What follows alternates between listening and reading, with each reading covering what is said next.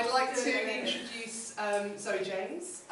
Zoe is Head of Literacy here at Oriel High School. She's been an English teacher for 17 years in a variety of different contexts, and she's particularly interested in self-reflection and the role of SRSD. Zoe. Right, so I'd like SRSD. It's the thing we were talking about in the session earlier, actually, with the education endowment foundation now, but we'll go on to it. So, what I'm really interested in is the fact that I spend a lot of my life marking as an English teacher, I'm sure we all do, and I get handed a lot of work which I absolutely know is not the students' best work, and I find that very frustrating that I spend a lot of my time telling them things, basically, that they already know. And it's very difficult often to give a proper assessment of anything because they're not putting the effort in, and that's probably about, I think there's all sorts of strategies we might want to think about, but I definitely think, well, have a look at this anyway. Have a look at this formal letter completed by one of my year 10s. He's supposed to get a B in November when he takes his GCSE. And it's a formal letter to the editor of The Guardian. Tell me what you might do with it. Oh, this is this. This is this, yes. No, you're not supposed to read that on there. It's very. I might shut the blinds actually. It's a bit low. Mark it as if we would mark it. Mark it if you would mark it. Just tell me what advice you might give the student.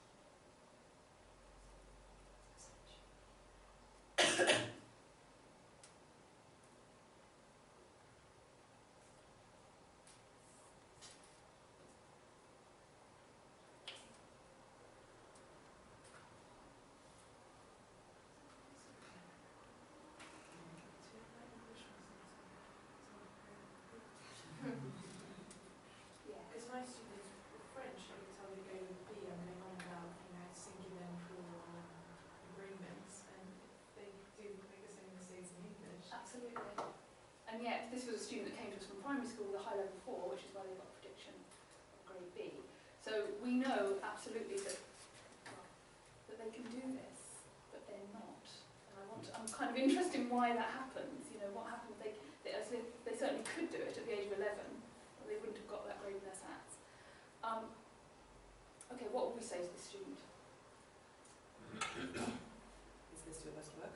Yes, absolutely.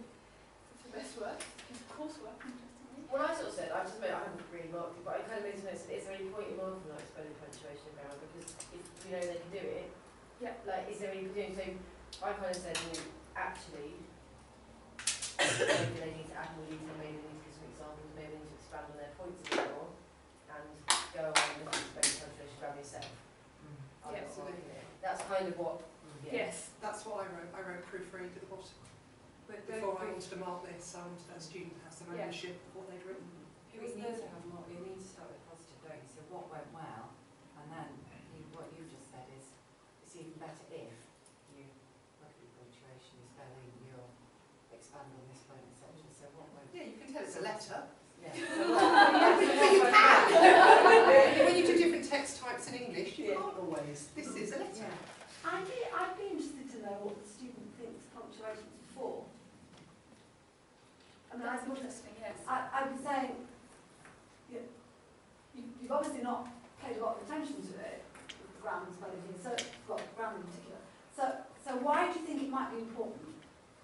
Why does this stuff help anyone? What does it help people do?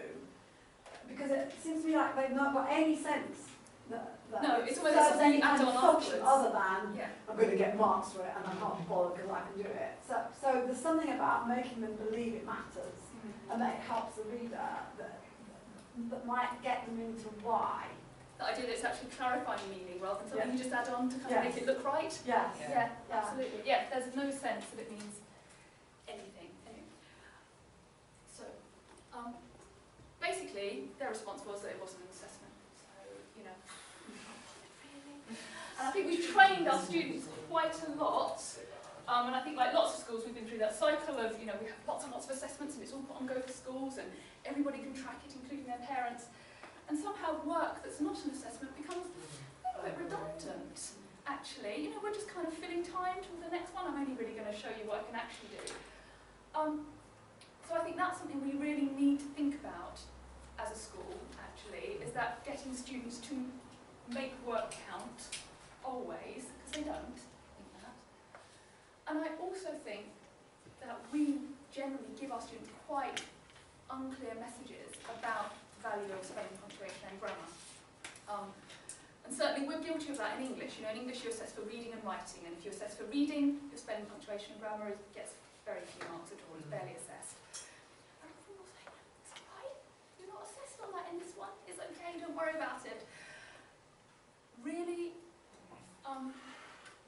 I imagine in lots of other subjects you might be complicit in that as well. You know, that idea that somehow the content can be separated, which kind of comes back to your point, the content can be separated from the meaning, or that the grammar, the spelling, punctuation and grammar is somehow separate, the way in which you present it is separate to what they're actually saying, which in fact it really isn't. You know, if you want to get any kind of valuable level, you have to say it in a particular way, you have to punctuate it in a particular way. And I think it's failing, and I think it's failing our students, this kind of mixed message that we're giving them, because it's really difficult to switch these things off and on. You can't, you need to practice it, and you need to practice it all the time in everything you write. You couldn't imagine now sitting down to write something and going, I'm really going to bother to punctuate, because it doesn't count. And for our students, particularly ones that find it challenging, that's something we need to be doing all the time. And when I wrote my blog on this, I used a sort of an analogy of the high heels. And women that ever wear high heels, you'll know that if you don't wear them very often and you have to go to a wedding or something, it's absolute torture by the end of the day because your calf muscles just can't do it. And I imagine if you don't punctuate and you only punctuate when it's the assessment, you can't really do it very well. And you are sort of, you know, tottering about a bit embarrassingly really by the end of the assessment. That's brilliant.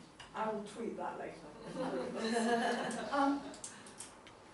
And I'm confident that it's not just us. So here's a recent letter we had from a parent to English. So, hello miss, it's from a parent, and they said it was a student that they were concerned with, and the teacher had contacted the parent because she was particularly concerned about their spelling and their punctuation and grammar. He can't move above a 4C, so very kind of insecure literacy really for accessing the secondary curriculum. Harry said the reason for these low marks is that he's been marked down for his spelling and punctuation. I'm in agreement with you on this. I've been telling him about this every time I read his work. He's weak on both. The problem is, I queried this when he was at junior school, and the answer was that they don't pull students up on this. They don't want to discourage them, which then means they get to this stage in their schooling with bad habits in place. Now, I've no doubt that's true, but I've no doubt that we possibly reinforce that as well. You know, we will often say, learn this, understand how to interpret the text, then we'll worry about writing it down. That comes secondly. We want to encourage students, and when students find that challenge, it's the most difficult bit, isn't it? Getting them to write it down well. But it's also the most important bit. You can't really find out what's going on in their head unless they can articulate it, unless they can communicate it in writing. But there's somehow this idea that what they understand is different to what they're communicating in. And also, it's quite dull, and it's quite hard to keep going over and over with students. You know, this is how you spell this. This is how you use a comma. This is how you use a semicolon. They've done it lots of times, and I think we need to find strategies to do that, because actually we want to get on to more interesting stuff. We've got a lot of content to cover. So I just wanted to look at this a little.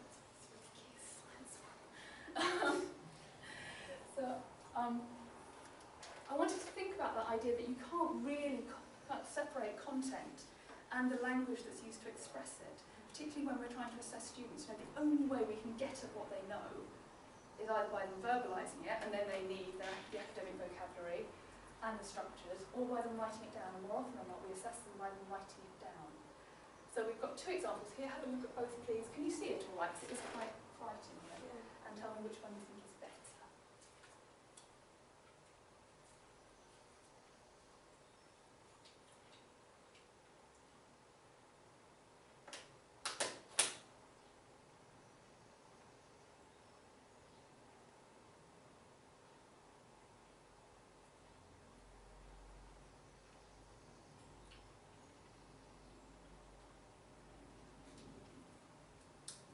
Orange or the green? Why the green? This is more specific vocabulary. Like what? Sorry. Like what? Like it decreased rather than doesn't work well anymore. The oranges and conversation. It is, isn't it? Yes. We've got the It's well. I casual. Yeah. Lots of students, so many students begin that. It's like, oh, I'm going to tell you about it. The structure as well, it's much, the green is much more logical, like Yes. this and therefore this. Yeah. It's not just the vocabulary, it's the order in which it's Yeah. expressed. Science expert, tell us. This is, I think it's really, really interesting what you said. And I think we are quite complicit in science in turning around and saying to them, spelling, punctuation, grammar doesn't matter. But actually, what I've just written down is that I think we're trying to teach them different skills. Like, I would never, certainly as they get past year 9, up to year 9, I might try and get them to write like the green one. If they get past year 9, I would start saying to them, I want bullet points. So I wouldn't want that much writing. I would want amylase is an enzyme. Next bullet point. Optimum temperature of enzymes is 37 degrees C. Next bullet point. After this, activity of amylase will decrease. Amylase amylase is specific to starch, or amylase substrate is specific to starch. Next bullet point. The active site. The active site in amylase only works with starch. And actually, the first bit is been quite interesting because I don't think it's that we're saying spelling, punctuation, grammar isn't important. I think we're saying we want you to write in a different style. Yes. Do you know, like that's kind of. But I think And that that's style has why- a literacy of its Oh own, yeah, doesn't definitely. it? I was just There's gonna real say, skills yeah, to write that 100%. concisely. I think but actually, this has been mega useful because it's kind of a little light bulb's kind of dawned that actually we need to talk. You know, we want you to access this skill, so it's not that it's not important. It's like we always talk about spelling being important. Because But what what's you not just gone- did was incredibly sophisticated. Yeah. What you just did as an educating professional in a room surrounded by your peers is you took 4 sentences and off the top of your head you completely changed the way you were using language because that's how you operate and you know that's how your students can do Yeah. well and you do it in the classroom for the students all the time. And perhaps it's as simple as making what you just did explicit. Years ago we used to talk through writing in English lessons. So you would say, like a walking, talking mob, you Yeah. would say out loud, right, I am going to start with a connective because my audience, my reader needs this signposting. What you just did then was a really sophisticated thing with language. And it's almost like you don't know you're doing it. Yeah. Do you know what I mean? No, definitely. And as you said, it's a It's different It's time. a different time period. Like, but I think we are relatively guilty of saying to students, we don't want loads of writing, you know, I'm really sorry, I'm going to say this, I don't care about connectives. Okay, Well, but you don't need to though, because I don't care about writing is connectives, not I don't like care about that. compound sentences, I don't care about any of that stuff. I want you to be as concise as possible because that's how you're going to get the marks. Well, that's because you've got And- so many facts to learn. Actually, bullet points. It's But like actually, a bullet flow points are in diagram. itself But a it's- skill, yeah, and I think that's that's really right. important, being able to express yourself that accurately and Exactly, precisely. yeah, and It's concision, isn't it? but even on quality written communication questions, we would encourage them to do an introductory sentence and then a list of bullet points. Or even, you know, sometimes there'll be advantages and disadvantages. So sometimes, you know, there are various advantages and disadvantages, subheading, advantages, bullet points, subheading, disadvantages, bullet points, because they can still get 6 out of 6.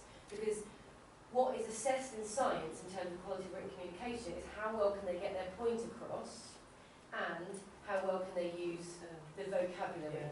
But I suppose the point I was thinking about when I use this example is, in fact, you can't separate the science from the language. Definitely. In fact, this one is, the science is poor because of the language they've chosen. Exactly.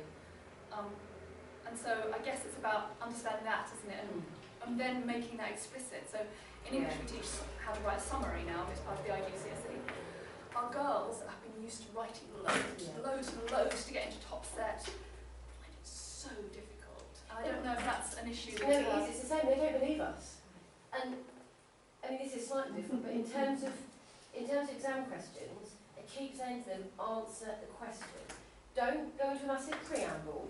You know, it'll say something like, oh, I don't know, I'm not going to think of a question now, but maybe,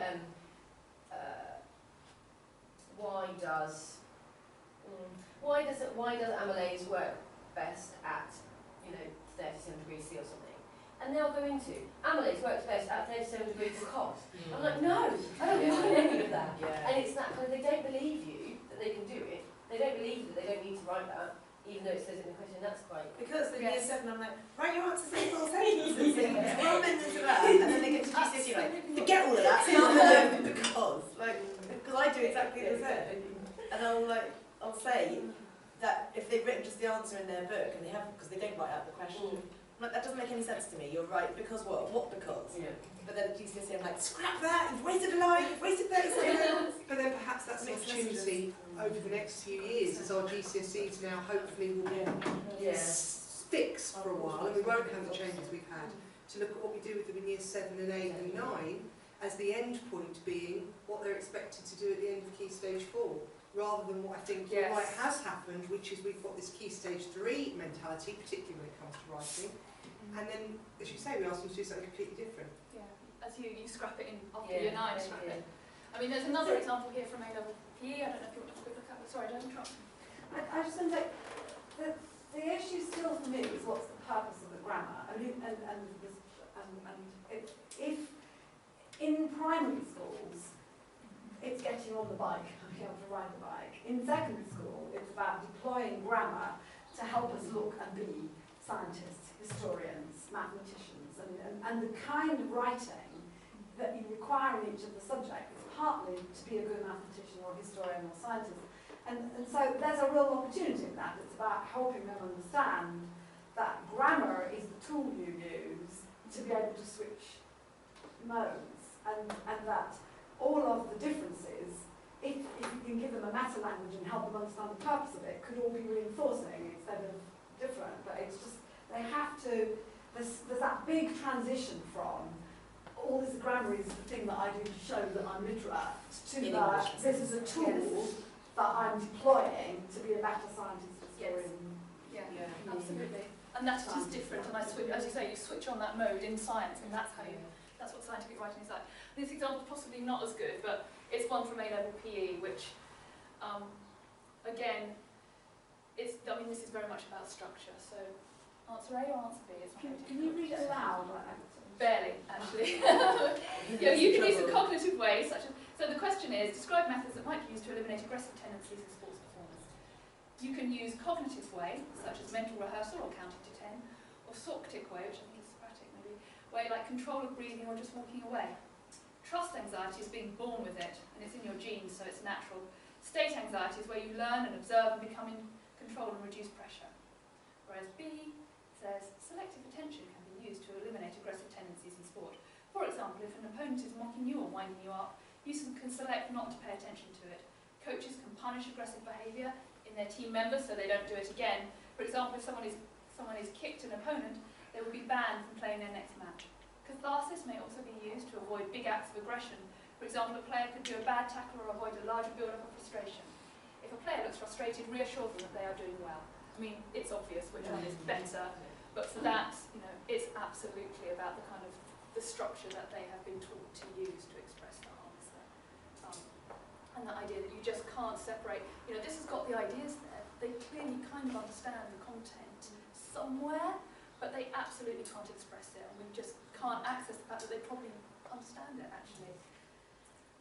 So you just can't separate the language and the content of the knowledge. Okay, so I've been looking at proofreading, and and I'm particularly interested in it, starting with that letter that we started with at the start, and in fact the students hand me in work, which they don't really want to mark. And I think we think about it as being important in terms of us and exams, but actually in the kind of wider society it is really important for our young people at the moment. So we know that youth unemployment is at its worst for 20 years compared with its overall figure. 16 to 24-year-olds are 3 times more likely to be jobless. Literacy, we know, is basically the underpinning kind of employment skill. And that doesn't just mean writing, obviously, it's your communication, your ability to talk to the public. Employers find that young people possess inadequate skills in spelling, punctuation and grammar, the ability to research, redact and communicate information, the ability to produce appropriate business correspondence, communicate in general. And this also applies actually to university leavers. So going to university is doesn't imply necessarily that you can do these things. It's obvious that an individual cannot possess good employability skills without an adequate level of literacy, and that was based on employers' views. So, I think we need to think about it not just in terms of us getting through our GCSEs, but actually we know that young people can't get jobs. We know basically one of the reasons their wages are suppressed at 16 to 18 is because otherwise employers just wouldn't employ them in the current climate. They need an incentive. So the minimum wage for 16 to 18-year-olds is £5.30 an hour. If you're an apprentice, it's £3.87, and employers need, which is, and that's if you're 17, and if you're 16, it's £2.80. So can you just read me again what was the official Employers Association excuse for suppressing wages? Can you just say that again? Well,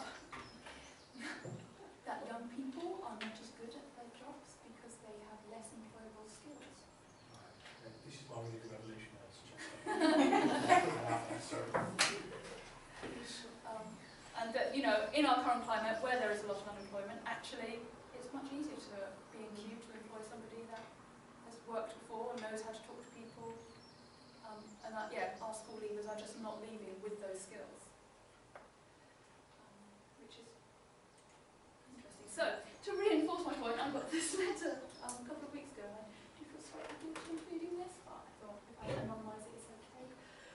So, hi Zoe, I've heard that Oriel is hosting a Year 6 literacy camp in the summer, and I'd be really interested in helping out if you're looking for volunteers. I do work 9 to 5, but they may change by the time the classes come around. Where are they running from? Any information would be appreciated, emoticon, many thanks. So this is, it's like going full cycle. This is somebody writing to me now would be interested in employment because they're interested in becoming a teacher. Was that an email or a letter? That was an email. He's never met me. With an email, you should have written it more formally, but there is that thing with email sometimes, isn't there? But is there? Yeah, but I kids don't know how to Kids don't distinguish. it's a formal. this is graduate.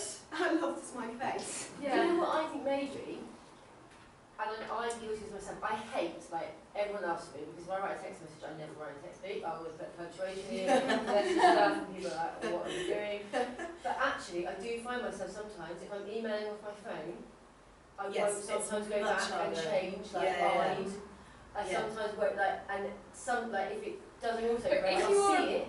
Writing to a prospective employer. Yeah. Do you think But it's like that on a different right? scale, isn't it? If you email on your phone, it's worse than if you email on a computer. Yeah. If you email on a computer, it's worse than if you were writing a letter. Yeah. Something happens. I totally agree with you, but I'd be interested to know, this is probably an awful thing to say as well, but I might have to say it, I'd also be interested to know how old he is. I should think he's about 22. Yeah, so That's my guess. kind of, and it's kind of, I'd never do that. If I was writing something that I didn't know, even if I was doing it off my phone, I'd be like, alright, so I go back to it and I wouldn't do it on my phone. No, But I absolutely, probably would. that's the point. I'd probably attach a formal letter to it. But yeah. But it's just very interesting sort of. person even get to be a graduate? That's what I don't understand. How did that person manage to pass their A level? They can't write much worse than that. Yeah, no, I think But that's I agree. understanding what's appropriate. rather Yeah, than exactly. his Yeah, it's not that they skills. can't, it's that they think that that's an appropriate way to write to me. We're saying the same thing though, aren't we? We're saying that nobody's taught this young person the rules. Just Yeah, like perhaps exactly. we're not teaching the rules about language in science versus humanities versus English. And it's a bit like what you were saying earlier. If you understand the rules, you can, it's like anything in life. If you understand the rules, you can break them, you can play with them, you can use them to your advantage. nobody's Nobody's delivering doing those it. rules. And I think for a while the rules weren't in vogue, were they? There was an idea that this is all a bit superficial, this kind of, you know, the way, the manner of your communication. It's all about content, but actually it does really matter. The other reason I really wanted to think about proofreading in particular is the new curriculum. So it's coming, it stresses depth of knowledge, secure understanding, but more particularly, and thinking about what Vicky was saying before, is that the content needs to be communicated accurately and precisely. We need to be training our students in their 100% exams to be rereading their own work and correcting them. They're not going to have their peer sitting there to do it. They're not going to have their teacher sitting there to do it, to go over it with them. You know, they need to be really, really trained. They need to be critical and reflective readers of their own work immediately, and you know, it needs to be second nature. I suppose the other thing, I'm just kind of going through all the reasons I want to think about proofreading before I talk about it now. We've probably heard a lot about growth mindset. Everybody quite growth mindset it, you know, that backwards. But that idea, I don't want to go over it if everyone's...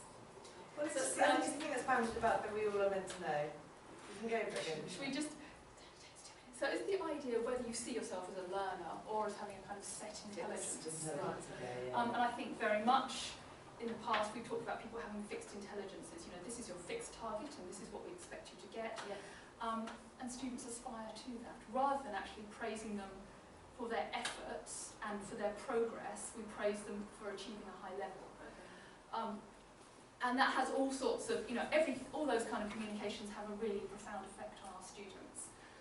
And students kind of fulfill their expectations, basically. So the really big example is the light bulb one, which is that, you know, the light bulb moment is the idea that, you know, Edison was sitting there and suddenly he understood how to use a light bulb, how to make it. And in fact, that's not true at all. You know, it wasn't a sudden moment of genius that was innate inside him. It came about after years and years of hard work with a team of people. He really struggled to achieve it, and then he managed to do it with the help of lots of other people and a lot of hard work. So, you know, intelligence is not kind of innate inside us in terms of what we do. It's how hard we work and how we apply it. Which kind of brings you back to, you know, the effort that students are actually putting into the work that they're producing, and whether we're training them to put lots of effort into the piece of work that they're then handing to me to look at. And we spoke about this again in our last session, which is, in fact, I'm going to skip this for now and come back to it. So, we, at Oriel, we've been kind of doing a little trial on proofreading, which some of you may have seen, some of you haven't. Now, the idea that was that it might be something we could use across the curriculum, but I'm not sure that's actually going to work. But the idea was that students would, we have a green pen strategy, so basically every time, so people look, every time you work marks on students' work, they then go back and reflect on your marking and maybe correct their own work. So the idea was that basically they do it first. So they will go through their work and they will correct it before you do it. And if we use it in every single lesson, ideally it's going to become second nature. They will be doing this, they'll be absolutely trained in it. So if they're doing it in geography and then they go and do it in English and then they go and do it on some written work in history or in science or in PE, it will become second nature, the idea of proofreading. So we trialled this and we had some kind of mixed results.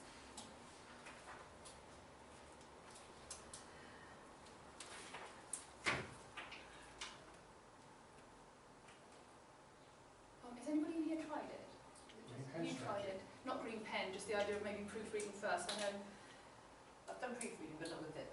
Okay.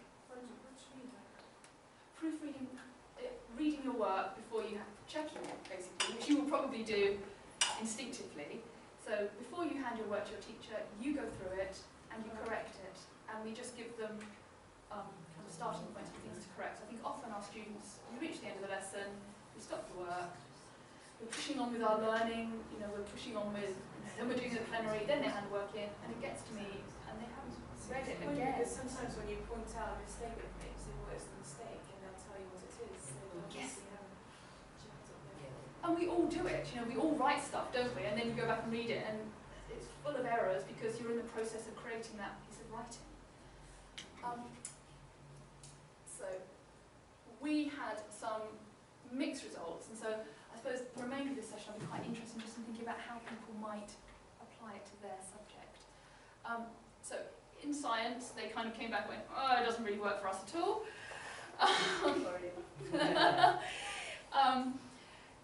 English, it worked very well. RE, it worked really successfully, and I've got some nice examples of students' work you might want to have a look at. What teachers found, and I'm sorry, I did have some nice little films of teachers talking about their work, but I can't access them because Google Drive isn't working. So what people did in RE, if you want to have a look, is they basically got students to work their way through these as stages. That's the steps down the left-hand side. Yeah. And then they just ticked when they'd done them, and then they just corrected them. And it did create quite improved work. You know, and there's nothing dazzling about this. This is nothing, you know, revolutionary. It's just embedding something I think that we would instinctively do as good writers. I have one or two girls who would rip out their entire page and rewrite it again because Again, that's kind of training though, isn't it, about the idea of crafting, and that anybody that writes well will make a million mistakes and then go back and... Yeah, absolutely. There's the English one, that's quite nice too.